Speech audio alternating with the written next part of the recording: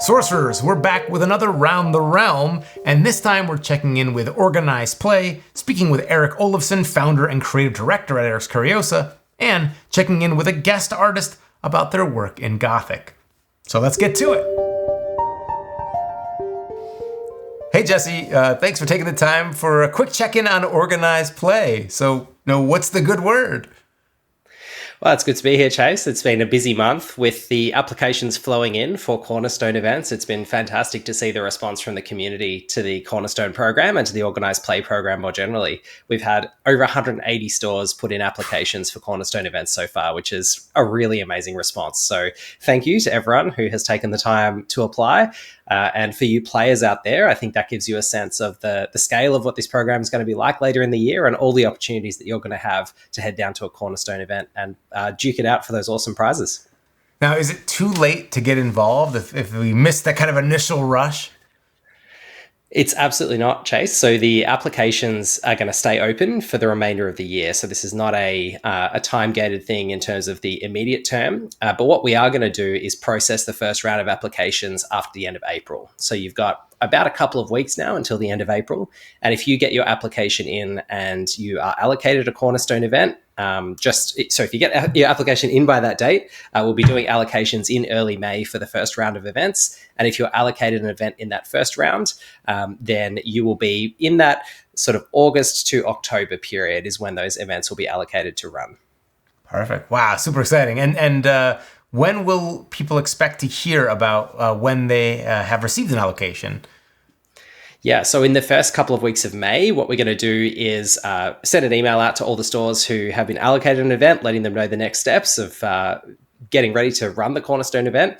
Then we are also going to publish those on the website. So for you players out there, the Sorcery website and the Sorcery Play Network are going to be great resources for you to find your nearest Cornerstone event. You'll be able to search on the Sorcery Play Network to find Cornerstone events, and we'll also have that information on the Sorcery website as well in the Organised Play section.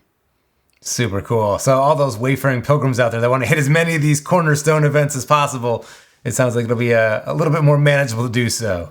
That's Absolutely. Fantastic.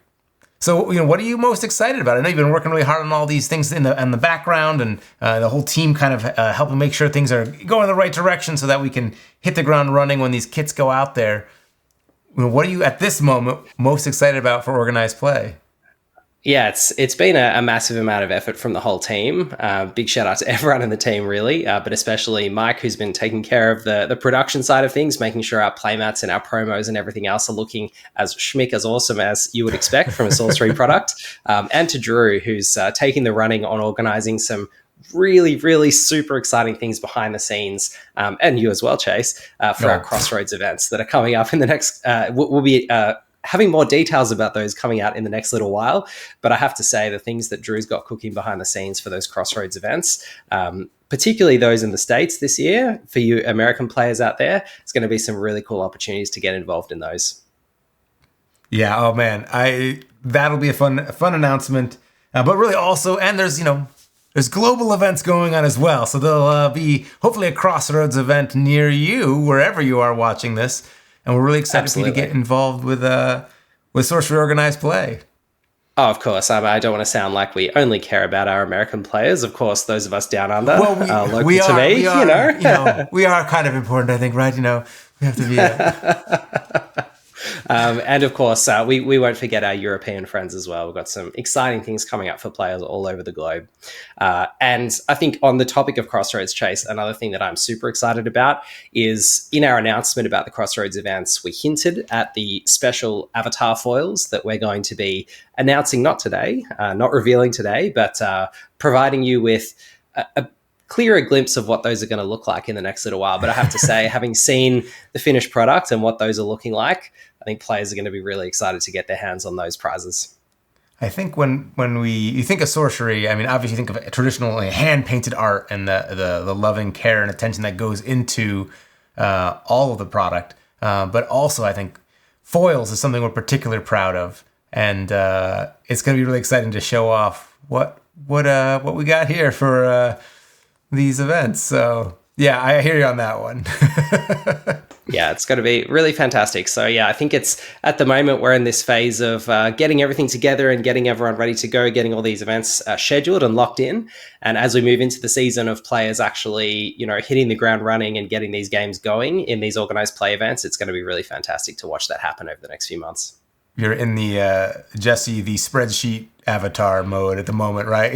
Yes, that's right. When you metamorphosize soon, then we'll go into the next phase. But congratulations on this initiative, and also to everyone for jumping on board, helping support this, helping spread the word. I know we got countless emails from people saying, "Hey, I think my store reached out to you. Have they done it? Like, are we good to go?" And we love that enthusiasm. And as you were saying, we'll have that feedback loop at the end of the month, and then the ongoing admissions into the program. So this is going to be a really exciting year. Well, sure I won't hold Chase. you. Thanks, I won't hold you too long here.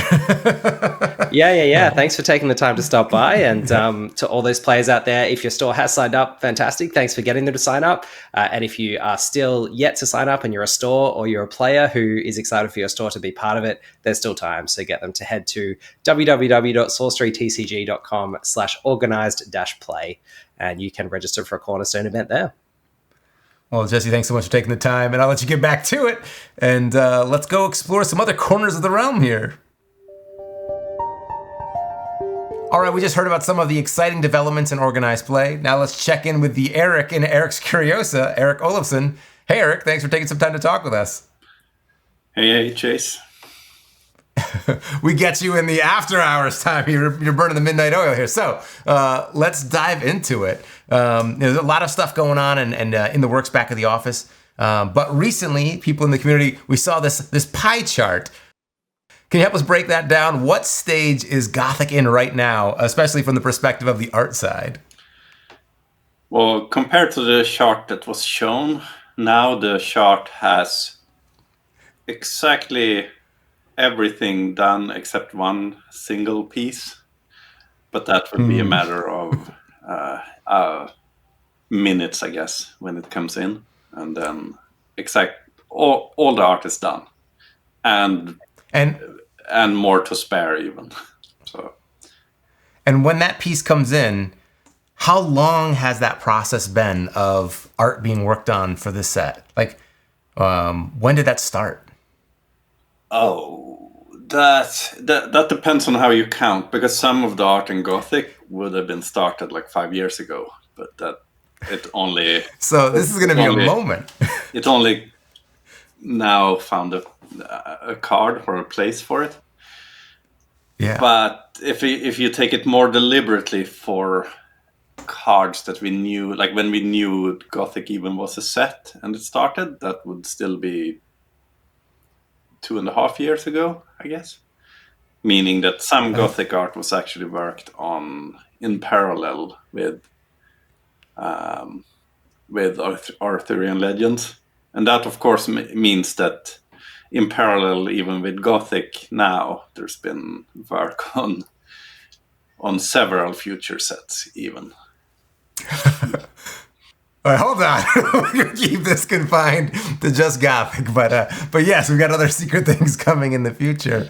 So, this has been a long time coming, and we're getting to that final stage here. So things are trucking along.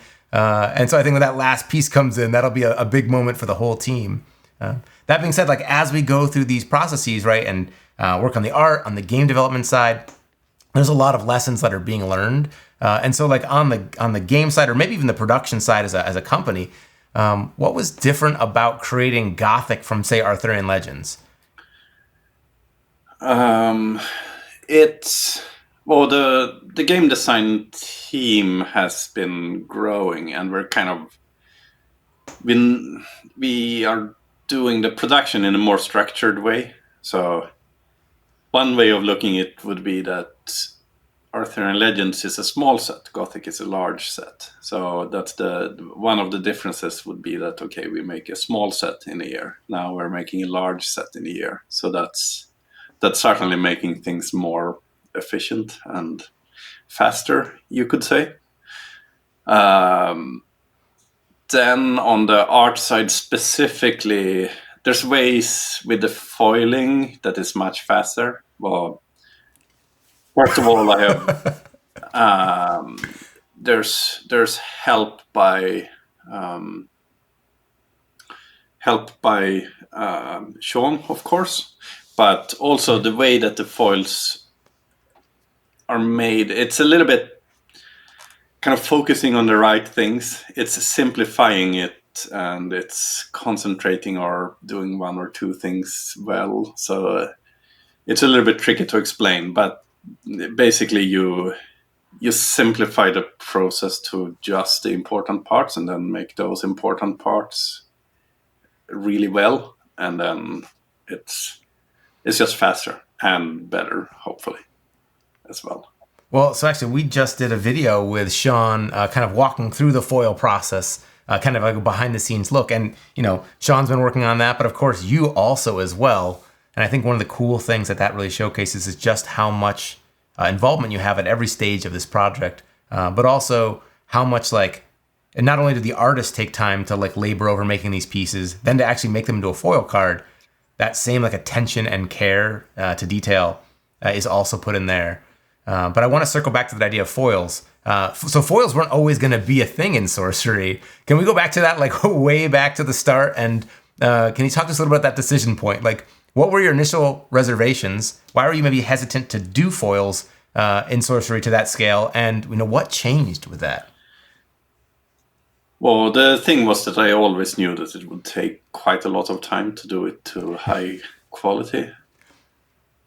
But I have to admit, it's a little bit of a sort of token resistance to it, I guess, just because I know it would be a lot. But on the other hand, it's kind of, today you kind of need to do that. With, I don't know, at least in hindsight, it now seems extremely obvious that foils were needed. And to do every card in foil? As we're going through this bigger set, we haven't set a number, but having seen you and Sean work on those, we featured one recently. When you have such a big set to do every card, if you go back in time, would you still commit to foiling every card? Or might you approach it differently? Well, having it be every card is important to make it possible to collect full sets, because that's... I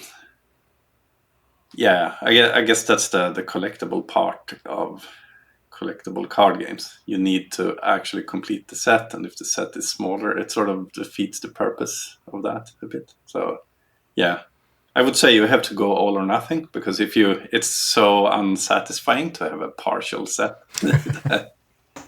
I really understand collectors in that sense, I guess.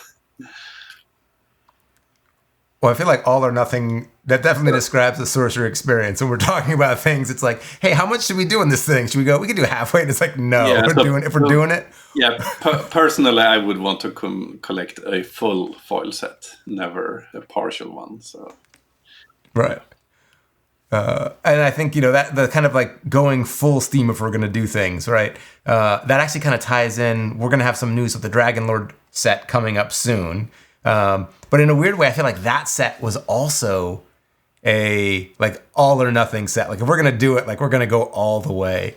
How do you see that sort of spirit manifesting with that set? Well, that set has so the specific artist collaboration like that, it gives Ed a huge amount of freedom, which is awesome, and it makes it he's clearly very enthusiastic about it, and doing it this way is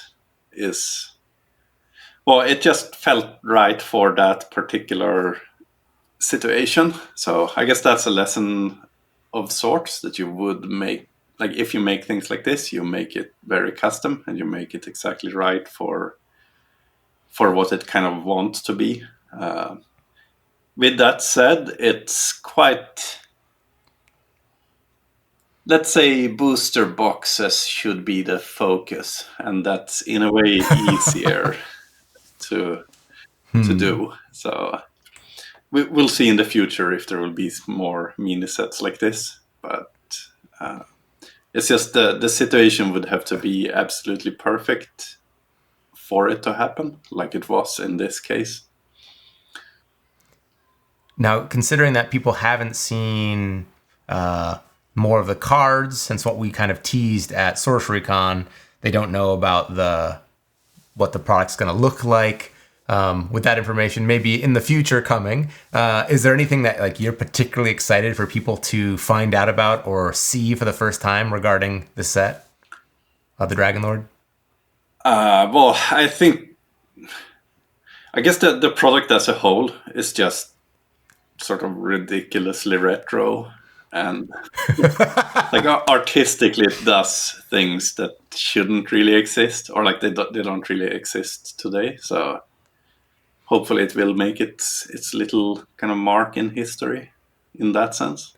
I feel like, do you enjoy doing things that shouldn't be done or shouldn't work? Or I feel like you have a little bit of a streak of that, like, well, I'm going to show that this can be a thing. Yeah, well, that's what makes things awesome. Like things have to be a little bit surprising and a little bit more interesting. And I'm certainly looking to make things different rather than, well, when I look at other companies and other TCG products, I don't look at things in order to make it the same or like trying to find things to copy. It's more like looking at things and trying to find things to do different.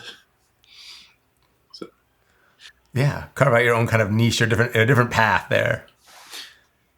Yeah, well, that just makes for a more interesting project, and also more like you get a niche that hopefully people appreciate when they get things that are just interesting, high quality, and yeah. When we kind of talk about doing things a different way, it's fun being on the team here and seeing where Gothic is right now and getting to see the kind of the product components, the booster box and logo and the pre-con boxes. And it really, I think, it stands out, right, as unique. And looking at taking like the gameplay aside for a second, but just staying in the realm of the art.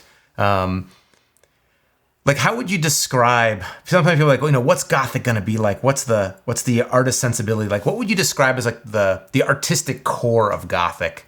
Maybe some of the artists that you think are really helping shape that vision. Like, how would you kind of give that a label? Well, Gothic. So Sorcery already had a sort of leaning towards kind of darker art a bit, and the whole like metal band, like the cover artists. So we're leaning even more heavily into that. There's also artists like Elvira Pavlikovska, where she does her architectural drawings. It's like literally doing Gothic architecture. So that's like too good of a thing to not really take advantage in a set like this. And there's also, I guess we're lucky to have, so Brian Smith has a lot of art in Gothic, and it just will make a lot. That tracks. Like, the feel of the set will be awesome when it comes to that. And then of course the real metal band cover artists like Dan Seagrave and Mattias Frisk, they are featured quite a lot in very awesome ways in Gothic, I think. I think it's been a fun.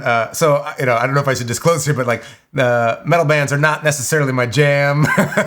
And Erik, you've sent me some things to listen to on occasion for reference, and now my algorithm is all warped. So thank you. Not only will Gothic bring in a new fun game, but also you've educated my palate and changed my internet algorithm forever. That's awesome. Like filling your YouTube autoplay with like Dimmu Borgir and stuff like that. That's great. So yeah, so thank you for that. We'll need to make we need like a Gothic playlist companion that we can put together for the community. Be like, when you're playing, here's Erik's here's the hits that you got to listen to when you're playing on like the release of Gothic. So let's make a mental note of that here. Or if people have suggestions in the comments, leave some band ideas. Well, one of the next things I'm going to look at now is the Gothic trailer. So yeah, I'm sure it will have very fitting music. Sweet. Well, yeah, I guess maybe let's think about some of the pieces of art in Gothic. Is there talking about the artist there, that's awesome. Is there any specific pieces of art that really stand out to you that you'd want to do a deep dive on or talk a little bit more about? Well, I can take one or two pieces out from the archive. You have some here? You have some in person already? Oh, a unscripted moment. We lost them. Oh, sweet. Okay. All right. Just make sure it's from the right set. You pull it out.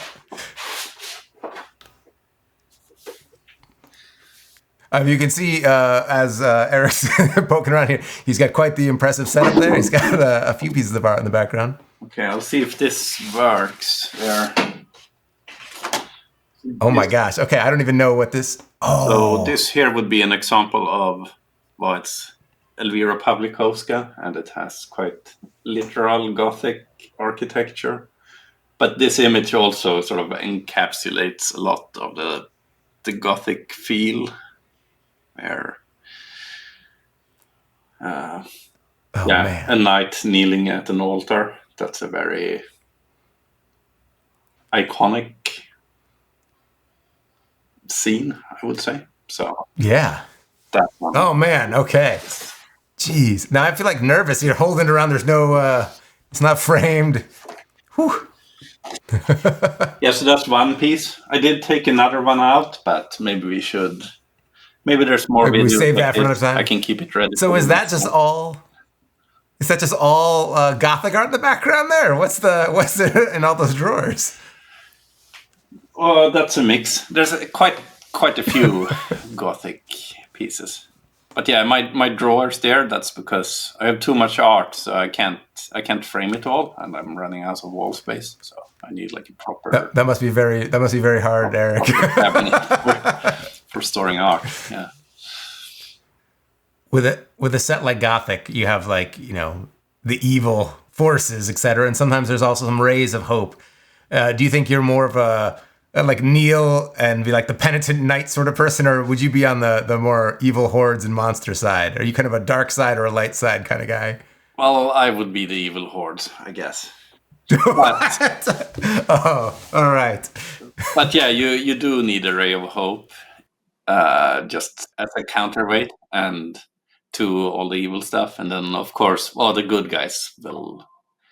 Well, the story is up to the players, I guess, but the good guys will prevail, hopefully. Hopefully. No, you haven't played with me. When I play them, it seems to be a little bit of an uphill battle, but you know what? There's hope. There's hope. Well, thanks so much for taking some time to talk us through and just give us a little bit of a touch point here about what's kind of going on behind the scene, talking to us a little bit about Gothic as we're in the we're just getting to that precipice here where we're really able to start showing off a lot of art and some cards coming up as well. But first, I think the next thing on the horizon is going to be for us the Dragon Lord set. So I think that's what people should keep an eye out for. Stay tuned for more on that. And then I think, if we're going to jump over and talk to an artist here, I think in a second, let's see, maybe let's jump, see if we can grab Mattias. Might he be a good person for us to talk to as far as a baseline for Gothic art? That would be perfect, yes. Sweet. Well, let's switch over to him then and see what he has to share with us today. Erik, thanks so much for talking with us. Thanks, Chase. Today, I'm incredibly excited to be joined by one of the twistedly talented minds behind some of Sorcery's most haunting and evocative art, Mattias Frisk. From eerie landscapes to cursed relics, you bring a lot of really exciting and thought-provoking pieces to the set. So thanks for jumping on here to talk to us a little bit. Thank you. So I think we've got a lot to cover here, and we're doing around the realm. We want to check in and see how people are doing, not just back at New Zealand HQ, but also elsewhere in the world. And so I know you've got some tantalizing items behind you. Before we jump in and talk about what's there, can we just do a quick recap for people who maybe haven't had a chance to meet you in person yet at either a convention or when you're playing Sorcery, at your local game store? How did you get first involved with Sorcery Contested Realm? Oh, I got a couple of messages from Erik at Facebook asking me to paint something for a new game that was kind of like old school TCG. And I was like, I usually paint album covers for mostly metal bands, and I just didn't have the time. And so I was like, oh no, I can't do it this time. And I think he asked me twice or three times. But I had met up with Dan Seagrave, who is also a death metal painter, album cover painter, and one of my idols. And so I dropped him a line, asked, "Oh, how does this work? Is it fun? Is it good?" And he was like, "Yeah, no problem. It's really really nice to work with Erik." And I was like, "Okay, then I just had to try it because I played a kind of a few TCGs and a lot of like fantasy role playing games and stuff like that when I was younger. So that's how it started. And I think one of the fun things that a lot of members in the community enjoy about interacting with you is that, you said you're like also someone who plays the game, right?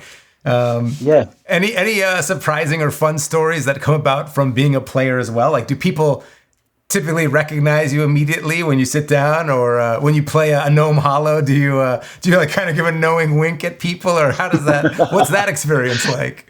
Yeah. No, I don't think so many people recognize me since I'm new to this kind of gaming community.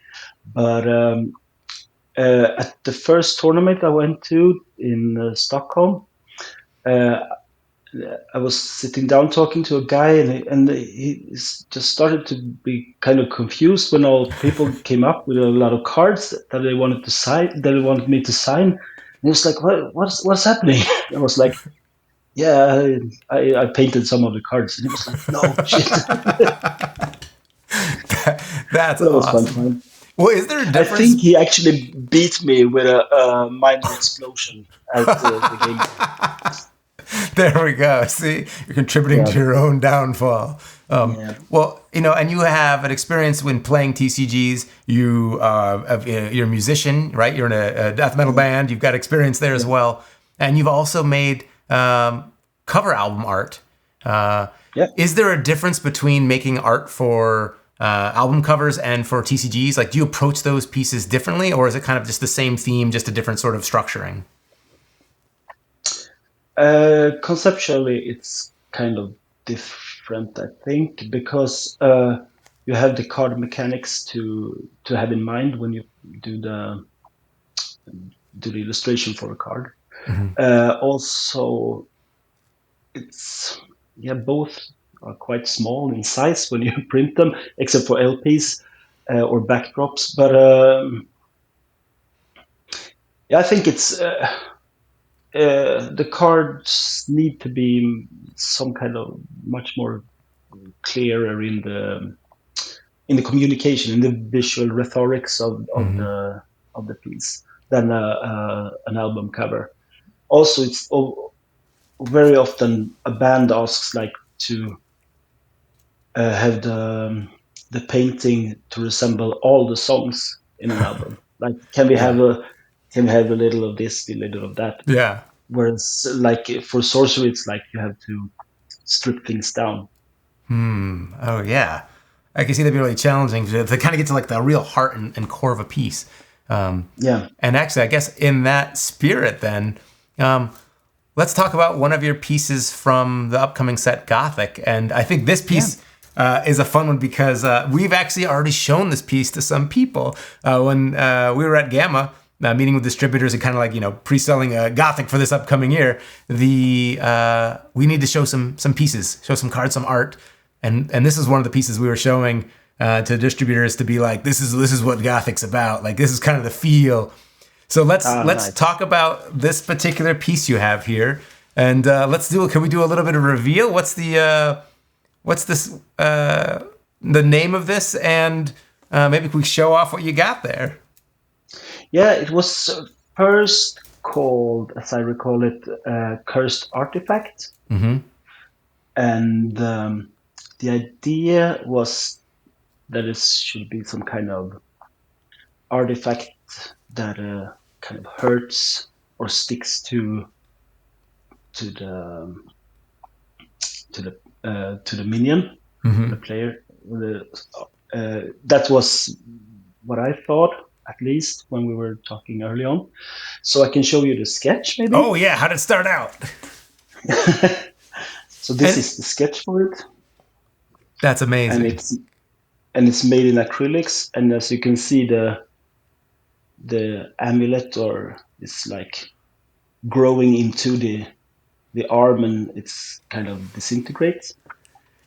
So this was the first sketch, and me and Erik had a small mail conversation about it, and just changes. Well, and so when you do your sketches, do you typically do them in color like that? Versus like pen and pencil? No, this size is kind of convenient because you get like not too much detail, but still enough detail to kind of send the message through. I usually sketch also just with pen on paper, and I do sketch very different depending on the final design, I guess. Okay. Well, let's take a look. What does it evolve into its final form, and what's kind of different then? Yeah, the two differences in it. It's like it's in oil instead of acrylics, and it's more red. Nice. Oh man. So it's way too much detail to show on the card, I think.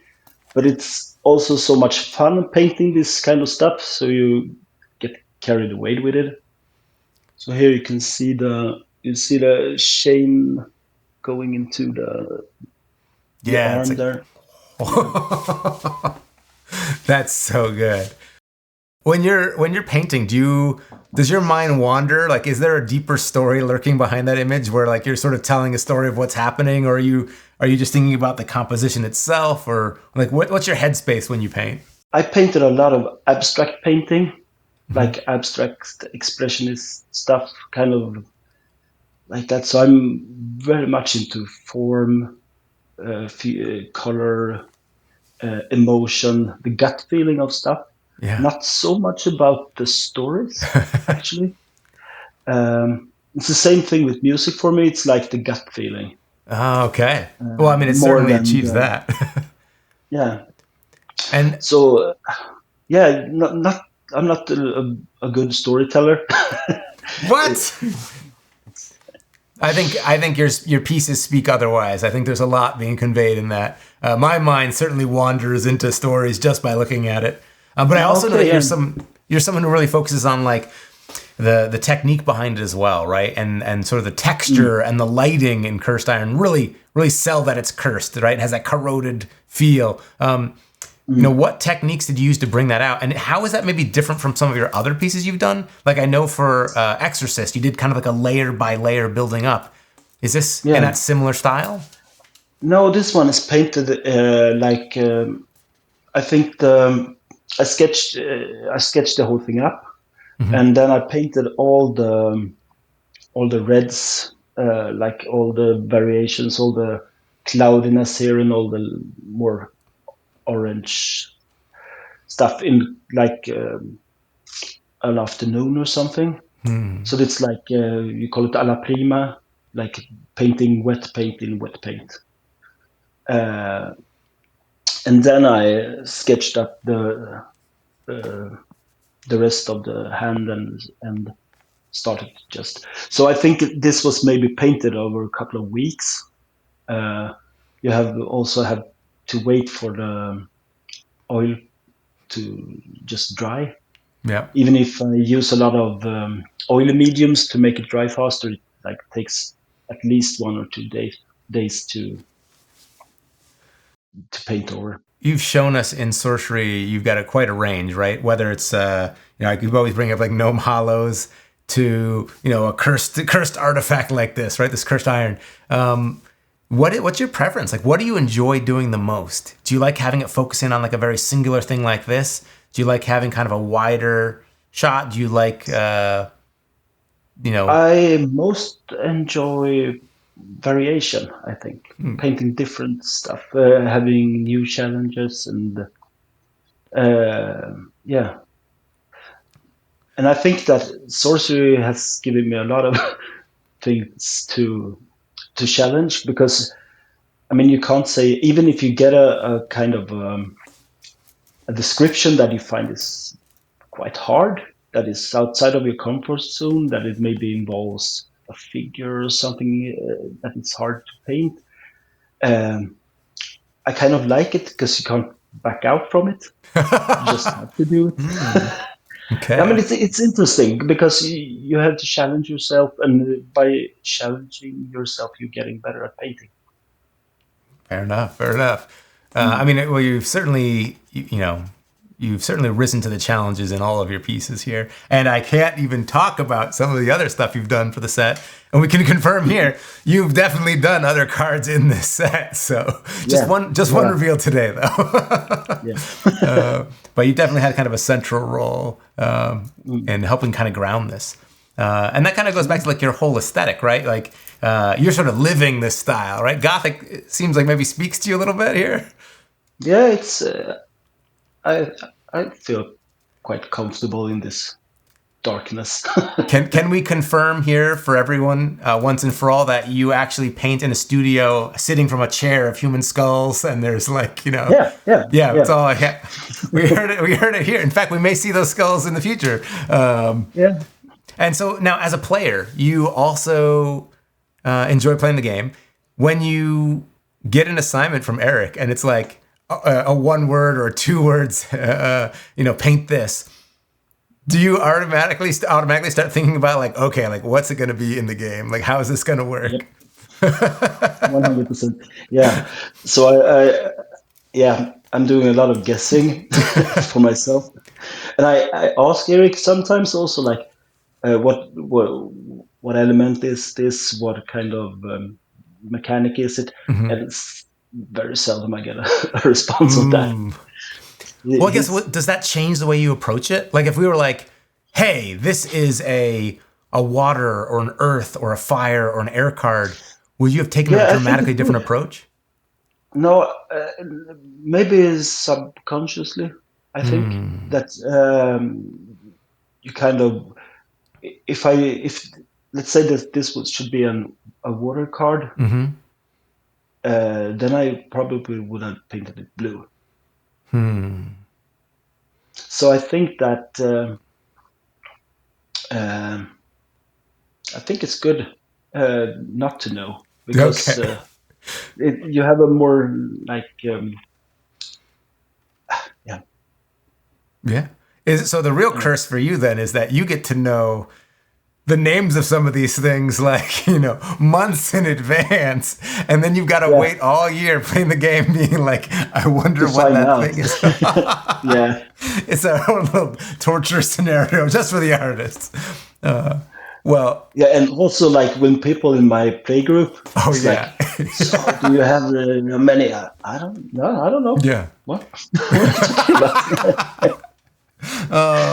Well, that's amazing. And, I know you're someone who plays, you travel to some events. Any events upcoming that you're excited about? Yeah. My play group is actually setting up a tournament here in Sweden, close to where I live, at the Lincoln game convention or something, that has been like around for 20, 30 years or something. So we had I was in the tournament last year, and I'm a little bit more involved in it this year also. Do you have a deck Poker and idea? stuff Do you like know that. what you're going to bring, or are you? Is that secret? We don't want to like. Yeah, I would put it. probably. Everyone will know. Everyone hates me for my root spiders and spirit deck, like Headless Haunt, Cathura Mechanism, root spiders. Yeah. Fair enough. So, Fair enough. so maybe I will just continue to annoy everyone with it, or I will do something else. That's fantastic. Well, thanks so much for taking some time to talk to us about your piece here, and we look forward to hearing and seeing more from you as Gothic, as more information about Gothic comes out. We can't wait to showcase some more pieces. Yeah. And looking forward to checking in more, and hopefully for people playing against you, I guess good luck facing you down. You're going to be the terror out there. And when the set comes out, it sounds like you'll have a whole new set of cool cards that you've created that you can start putting into your deck to be extra evil. Yeah, so thanks for dropping by. Yeah, and there's a great check-in here. And that's going to do it for today's Round the Realm. And so huge thanks to Mattias for joining us here and pulling back the veil on some of the darker corners of our realm. And if you enjoyed this interview, folks, please go ahead, drop a comment down below. Let us know who else you'd like to hear from around the realm. And in the meantime, best of luck contesting the realm. So that was our Around the Realm for April. It was great to hear from everybody. We hope you enjoyed. But it feels like after talking about Cursed Iron for so long, we can't just leave it at that. So enjoy this reveal from the team to hold you over until next time.